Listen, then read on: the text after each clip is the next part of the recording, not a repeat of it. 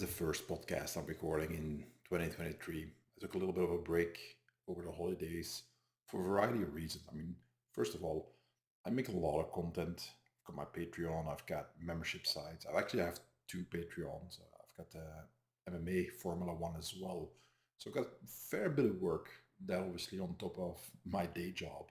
And I've noticed over the years that it's important to take a step back every now and then because it helps you just look at things in a different way, um, get some new inspiration, and basically figure out, okay, is there a better way of doing things? Is there something that I could change as opposed to keep on going in the same direction all the time? Just a time to reflect a little bit and recharge my batteries, which is exactly what I've done. But that's now over, and we're back to it now. One of the things that I was thinking about a lot during that time is how can I grow the podcast? What can I do? Not just to grow it, but also to keep it fresh for myself. Um, One of the things I want to avoid also is becoming too repetitive, and that is me uh, understanding very well that I tend to harp on certain things. I know my pet peeves. I know what they are. So I try to avoid getting stuck in that kind of mindset of, well, I really care about these things, or I think these are important. So let's keep going. Let's keep talking, and every time ask guests, for instance, the same questions that I want to hear. That is fun for me, but not necessarily for you, the audience. So one of the ideas I've been playing with is opening the podcasts topic-wise, meaning different types of guests. The original idea of my blog, of which the podcast is just an extension, was martial arts, self-defense, and a whole lot more. That is the tagline. The whole lot more is, for me, equally interesting, but that may not be the case for you. So what I just did is on my Patreon, I opened up a poll to ask people, okay, what do you want? I just keep going the way I'm going now with inviting guests, and then the patrons get a bonus episode in which they can ask my guests specific questions and they answer them.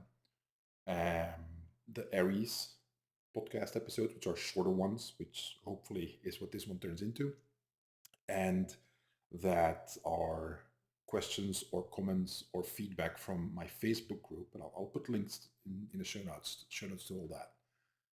And then you've got the main episodes in which I pick a topic that I talk about, and these are generally also anywhere between 30 minutes and an hour. The interviews run as long as they run. I've had guests on that we had a little bit less than an hour. I've had others that we went on for 2-3 hours straight. So it all depends. My goal is to give you different options, give you a buffet of episodes. So hopefully that there's some interesting things in there for you. Now, what I've been thinking about is expanding the interview section towards guests who are not necessarily directly involved in martial arts self-defense. We get to the whole lot more part. Who would that be? Could be a bunch of things. Could be actors. Could be. I had Mark Dacascos on, who is a martial artist, obviously, and you know, he's really good at martial arts, as everybody can clearly see who watches any of his movies. But who's mainly known as an actor. So there was a little bit of an overlap. Um, that could be a direction we go in. It could be, for instance, an economist talking about things that happen right now in the economy, how they influence our daily lives, and so on. For instance, we are heading straight towards a recession, which means for self-defense and martial arts, well, when times get tough, crime tends to go up and life gets harder for everybody. So I see these things as mostly interconnected, but you might not necessarily see it that way. So that's why on my Patreon, I asked this poll, like, okay, is this something that you guys want to be want me talking about as well, or you prefer to stay in one direction? Um, as the patrons pay for the bonus episodes and all the other rewards that I make there, and obviously their voice needs to be heard the loudest, in my opinion, because they support me and make actually the podcast and everything else possible. They get asked first, but obviously I'm open to all suggestions. So leave me a link in the comments.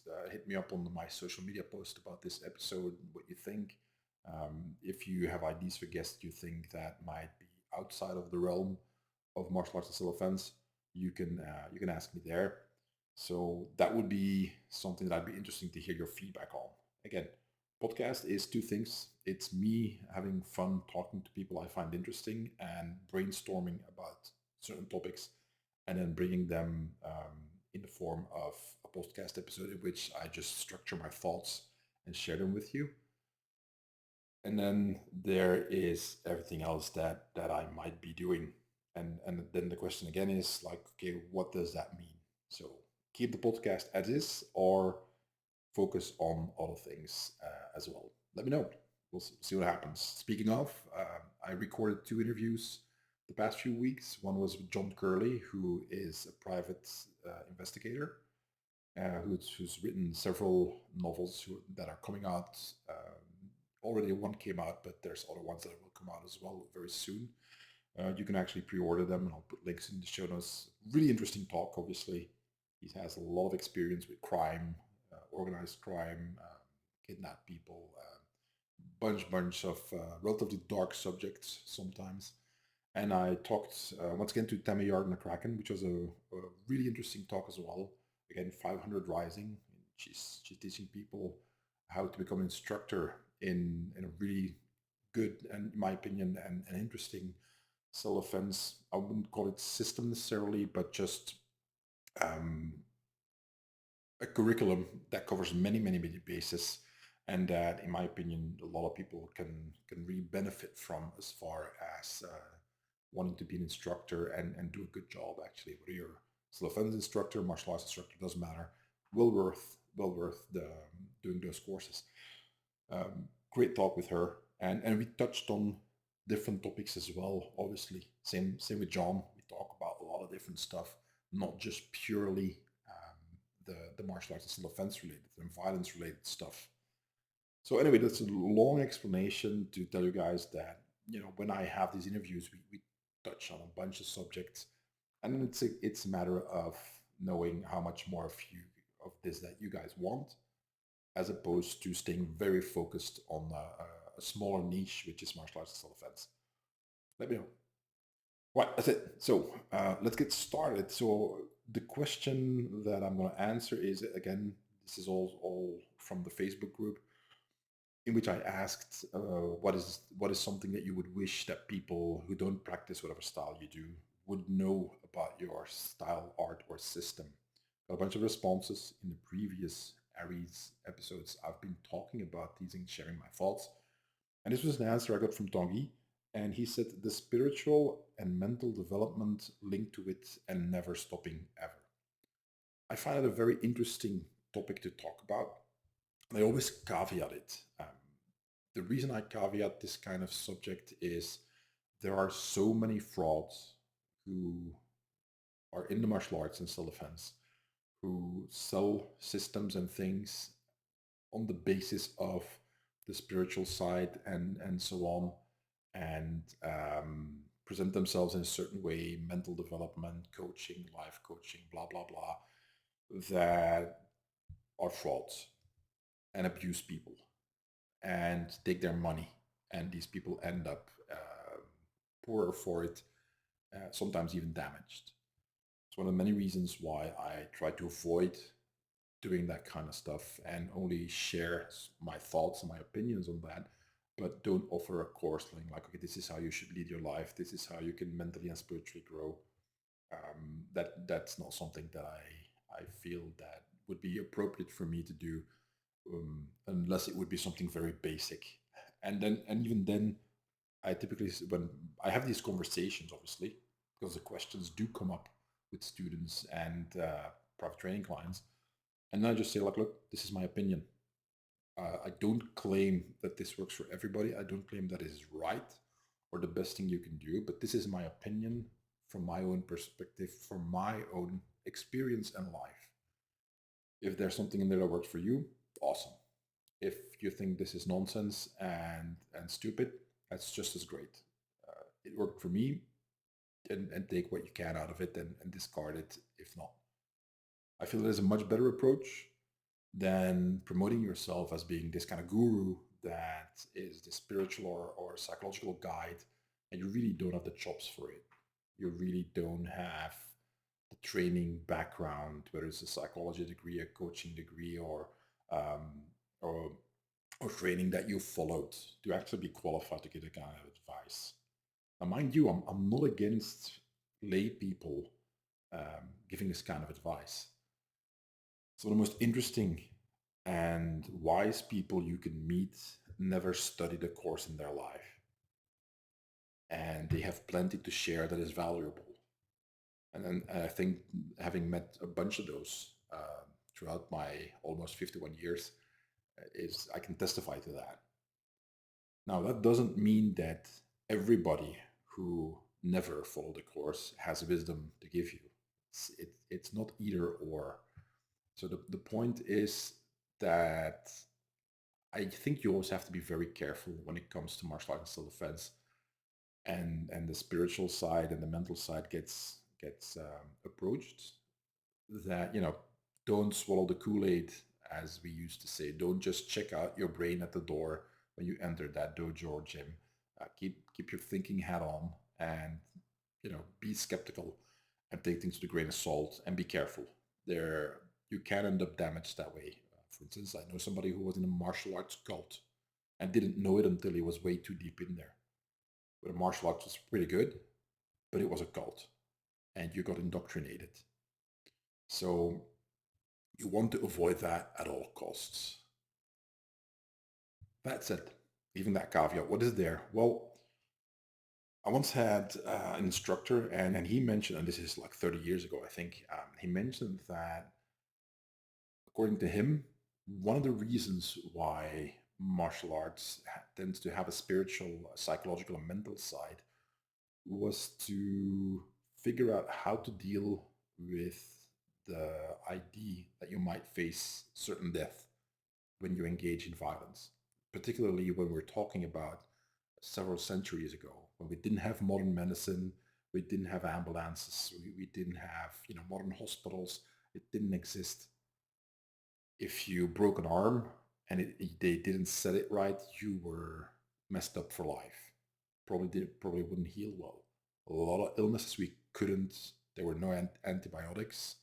Didn't exist. Penicillin didn't exist. So a lot of things basically meant that, well, you're kind of screwed here. You're either handicapped or you're going to die. There was no welfare like we have now. So it's not like you could fall back on something. You either were a productive member of society or you were not. If you were not, it's a high likelihood that you were going to be victimized or end up, figuratively being sacrificed. Now, I'm oversimplifying a bit. History is more complex than that, but I believe this to be more true than than the simplification might warrant for certain historians when they hear me say this, and they start putting out their hair in revolt over how I'm simplifying history a little bit too much. But overall, I think it holds true compared to today. That's my point. So when you have to engage in violence, either professionally or you train to become more proficient at violence, defending yourself, whether it's as a citizen, whether it's as a violence professional, a bodyguard, soldier, what have you, in the face of potentially dying each time you engage in violent conflict, well, that tends to, as the old saying goes, as you stare into the abyss stares back into you. It's like you look at the great void, the great beyond, like what's going to happen once I'm no longer there? Do I want this? Do I really think this is worth fighting over? And so on. So you get to be forced to face certain questions much more than maybe somebody who is making potteries, or it could be somebody who is weaving tapestries. They have a very different life. Not saying that it's all fun and games for them, just saying compared to the violence professional or the person training to engage in violence, it's the danger level is a little bit higher, to put it mildly. So as a result, you very quickly get to these questions. Okay, what is it all about? And what is my life worth? Is it worth dying over, and so on. For many people, that means either religion or some sort of spiritual guidance that they look for and come to certain conclusions. And for other people, still, it is just a psychological road that they have to traverse to get to an end point where they make a decision like, okay, this is how I view things, and this is how I will see myself keep on going on this path of violence, self-defense, what have you, war, if you're a soldier, how you will see yourself going along on that path and not basically get crushed by the fear of dying or the certainty of death and so on. So in that regard, I think that instructor was onto something. I'm not a historian, so I can't really talk too much about saying about how exactly accurate he is. What I can say is this: of the many violence professionals that I've met, a lot of them became very religious or spiritual, either later in life or after certain incidents that they had, facing criminals, facing thugs, engaging in violence, almost dying, and so on. So that is something I've constantly seen, and I think lends a little bit of credibility to that theory that this is what brings spirituality and so on into the martial arts. I really like Bob Orlando's cycle of evolution and devolution of martial arts. Very quickly, you start with you fight, you have no idea what you're doing, you figure out a handful of tips and tricks and techniques that works, and you keep doing those. If you fight long enough, you organize that in some sort of fighting system where there's a little bit of structure, and you, instead of figuring out that a haymaker works, a big swing at somebody's head, but if you rotate your body a little bit more like this, it hits a little bit better. And if you set it up with a jab or a feint, it works even better, and so on. Just giving random examples, but you structure those tips, tricks, techniques, and so on into sort of a curriculum, into something that is more organized. The next step of that evolution, and many consider it maybe a devolution already, is martial arts, where a lot of other stuff gets involved. And then you have forms, you have drills, partner drills, you have ceremony, you have etiquette, you have a bunch of other stuff that comes along when immediately having to fight is not necessarily what you will do, but you are still training as if you were, but it's not always there. The biggest thing you have to understand when it comes to violence is that it tends to be something that answers questions and puts up a mirror in front of you. Meaning that if you weren't sure if a technique was going to work or not, you'll quickly find out what is the case once you use it for real. And also, if you think things are a certain way or certain techniques work a certain way and you're very convinced of it, and then you try them out for real and they don't work, well, that's a mirror. You're going to have to face that. Okay, do I really want to keep using this? Shouldn't I change this? And so on. But this is in the heat of battle that you are confronted with that. If it's, let's say, peacetime for you or a prolonged period of not necessarily having to use these techniques, but you still want to train them, a lot of other stuff will get added to it. And that's a little bit of the point here, is that this is where the spirituality and the mental aspect tends to come in. Now, the devolution is really starting when you get to the next phase, and that is martial sports, combat sports, where it becomes a sport, a recreational activity, entertainment, and so on.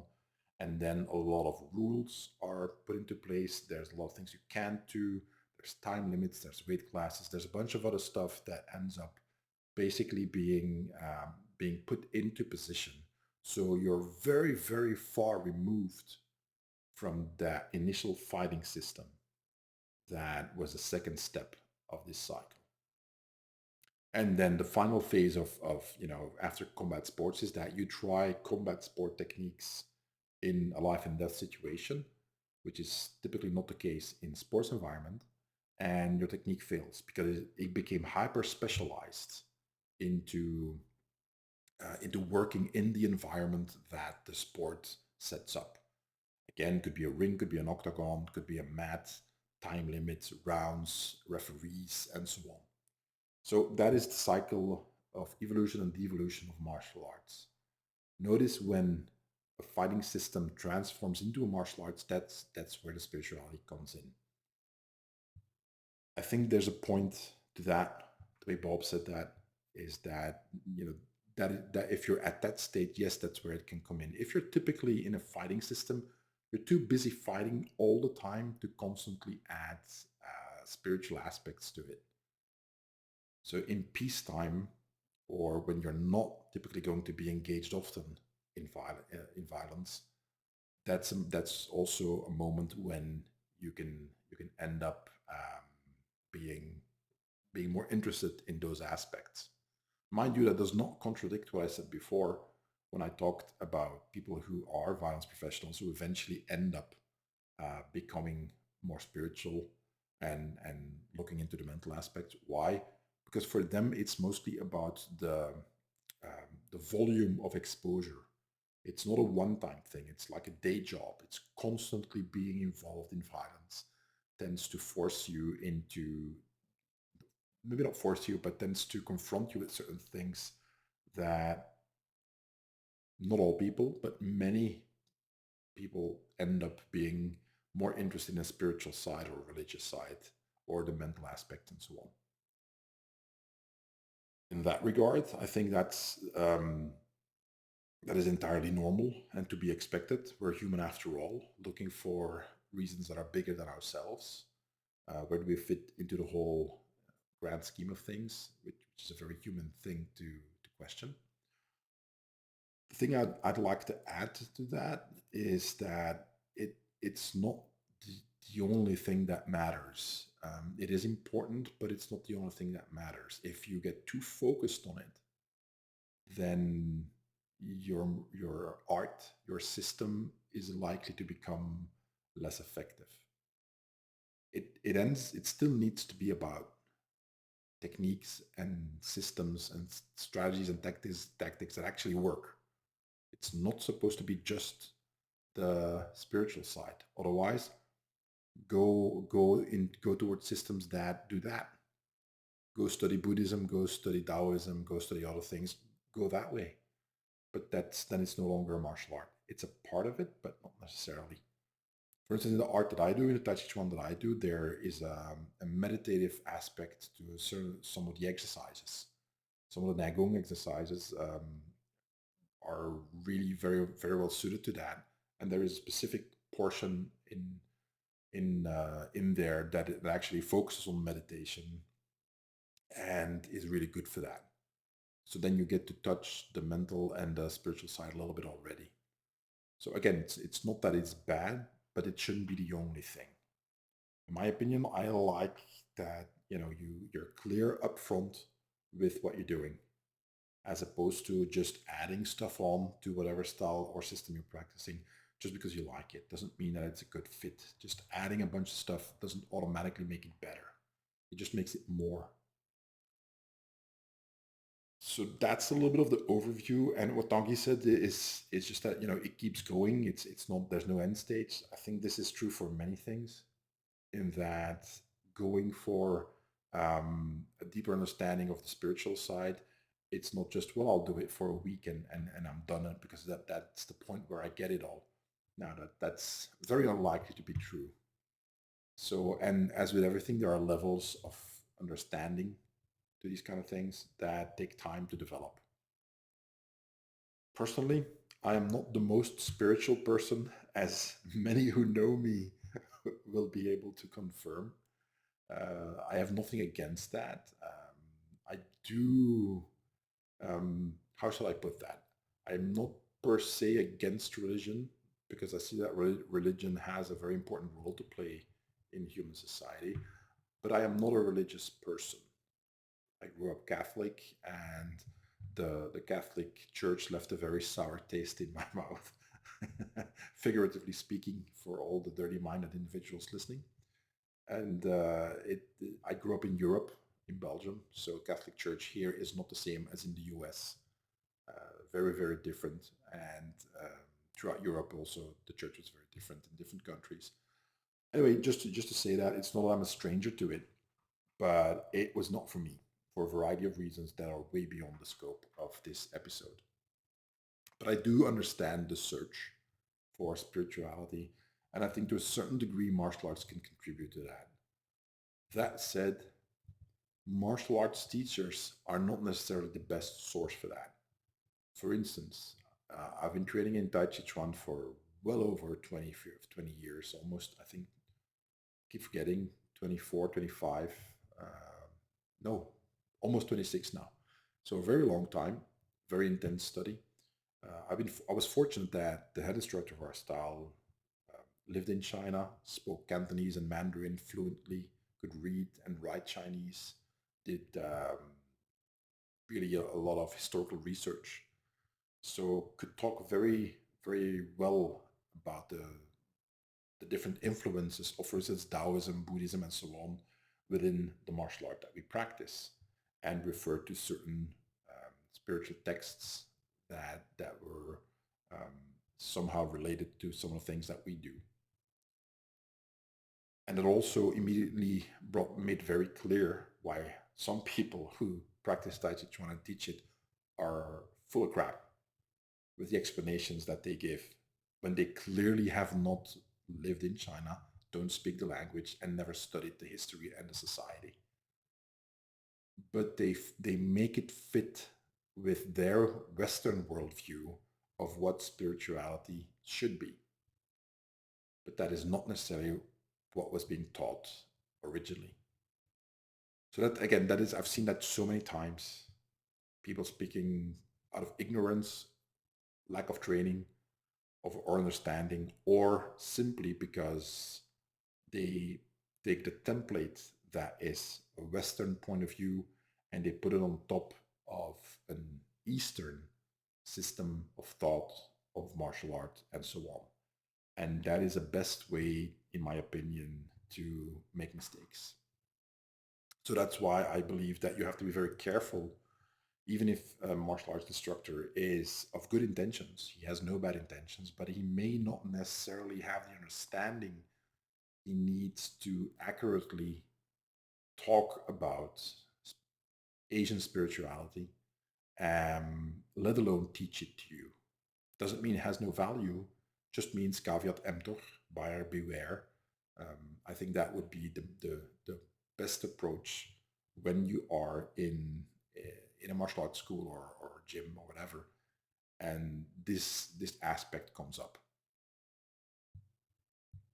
That's pretty much it. I hope you guys enjoyed this one. This one's a little bit longer because I had a long introduction. So that's it. As always, guys, if you want to help out, hit the like button, share this episode with anybody who might want to hear it. Subscribe, obviously, and join me on Patreon where we have all the bonus episodes and so much more to boot. Okay, thank you. Take care. Talk to you next time.